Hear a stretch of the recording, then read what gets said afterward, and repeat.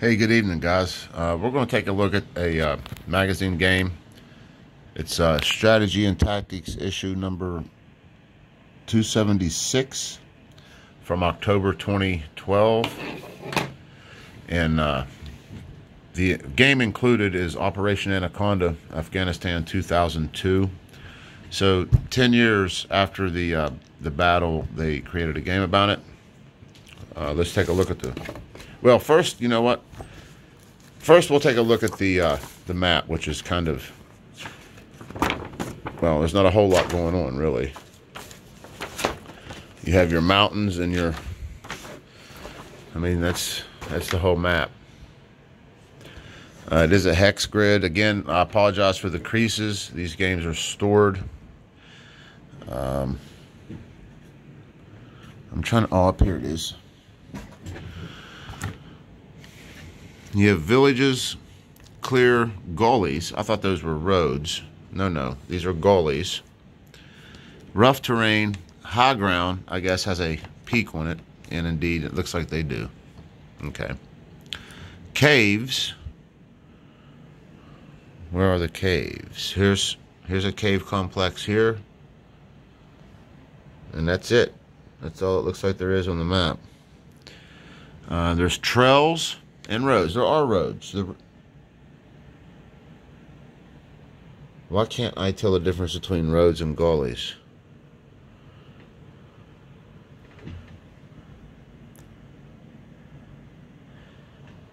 Can you guys tell the difference? Oh, that's because the only roads are way down here in this corner. Here's a road going up here, and here's a road going here. Other than that, the rest of the map is all gullies, rough and mountainous, with a cave complex. Where's the trails? Oh, okay. Here's some trails. There's some trails on the map. But other than that, I mean, that's basically the map. You have some victory point tables here, and along this edge, you have Anaconda C2 marker. Explanation subcommand activated. You have your combat results table here. And over here you have your terrain effects chart. Up here is a turn record track. And just some pictures over there. Alright. So that's the map. Pretty simple. Pretty much what you would expect in Afghanistan. Not a whole lot going on terrain-wise. But here's the interesting part. The counters come in their own little plastic baggie. And the reason they come this way is they're super, super thin. I mean, these are the thinnest. These are almost like, I mean...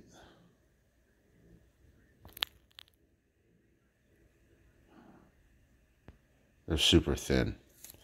And it don't take much to put, I mean, I'm just pushing on them inside this plastic wrapper, and they want to punch right out. So that might be why they come in this sleeve. But you have infantry units. Some special forces. Looks like some motorized units. Some markers, some aircraft.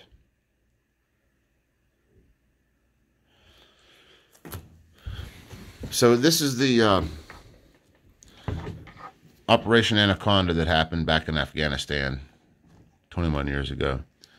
And it says the introduction here is the system they have called Boots on the Ground, Boots for short. It's a war game system that simulates modern battles on the quasi-tactical level.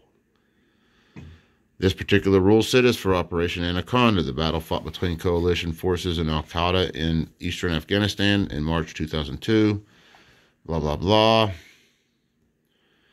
The game uses the Boots system, which makes command control the central feature of the design. Each player commands a combat force composed of one or more subcommands. Those subcommands are maneuvered by picking command chits at random.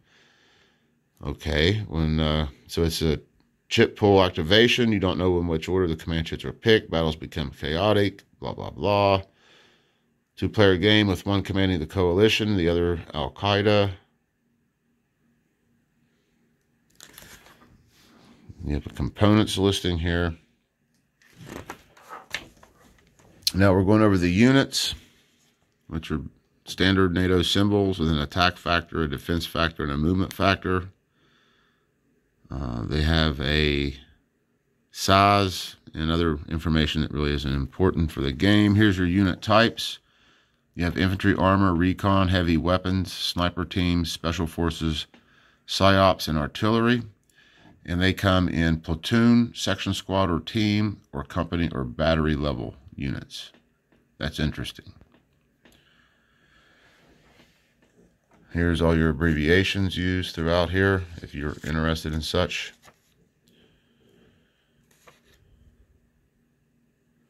It's going over different types of command markers, different markers that are used in the game.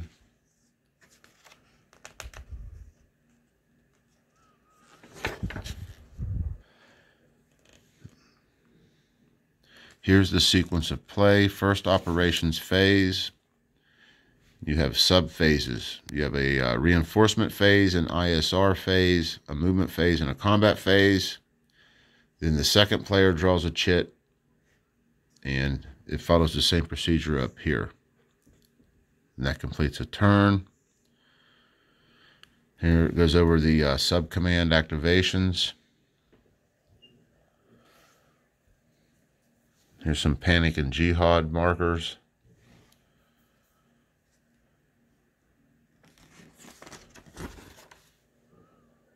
Here it's going over movement. Oh, there's defensive fire. Here it's going over combat.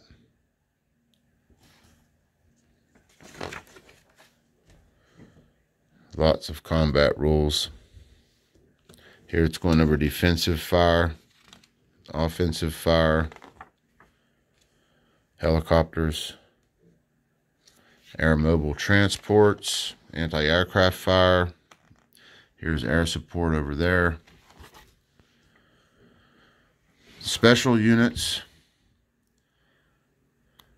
off-map bases. Oh, I guess those weren't just pictures. Those are off-map bases. Huh.